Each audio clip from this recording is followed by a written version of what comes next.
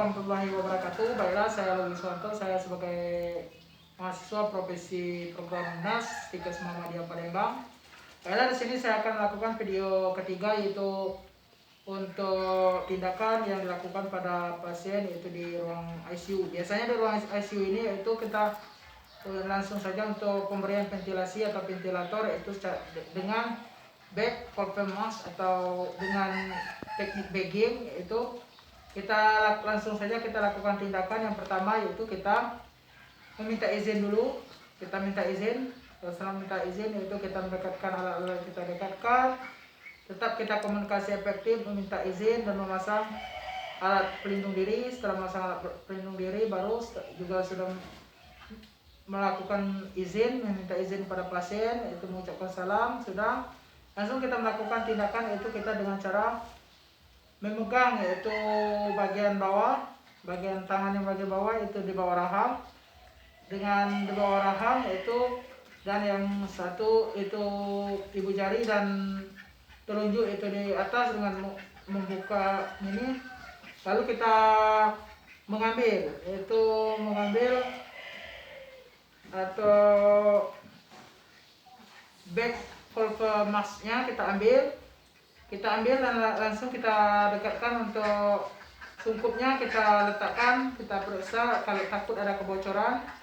Setelah kita pasangkan ke mulut, yaitu menutup mulut dan hidung dengan tangan membentuk C dan ibu jari dan telunjuk membentuk C dan jari yang lain di rahang.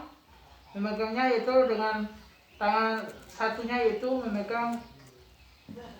melakukan bagging itu sendiri, yaitu dengan 10 sampai 11 kali per menit, atau kita lakukan atau sampai dengan pasien itu bernapas dengan baik, yaitu kita lakukan secara terus. Namun sebelum kita melakukan bagging itu sendiri, yaitu kita lihat juga untuk pasiennya, penyebab dari pasien itu sendiri untuk napasnya itu atau gangguan pada pernapasannya itu, yaitu terjadi bunyi gurgling. Yaitu biasanya gurgling itu ada cairan di dalam sistem pernapasannya, maka kita seksen dulu. Kalau snoring yaitu kalau bunyi napasnya snoring itu ada atau turunnya pangkal lidah, itu ditutup oleh pangkal lidah, sehingga kita harus memasang OPA atau NPA, yaitu sesuai dengan pasiennya sadar atau tidak sadar. Kalau pasien sadar itu kita menggunakan NPA. Kalau untuk pasien yang tidak sadar baru kita menggunakan orofaringeal tube. Baru kita lakukan untuk pemberian napas ventilator tadi, baik itu secara menggunakan alat mesin ataupun menggunakan back valve mask tadi. Itulah untuk back valve mask. Setelah kita lakukan yaitu 10 sampai 11 kali per menit tadi, kita selanjutnya langsung kita evaluasi apa hasil dari yang telah kita lakukan. Kalau hasilnya sudah bagus dari hasil evaluasi, baru kita hentikan untuk pemberian ventilasinya.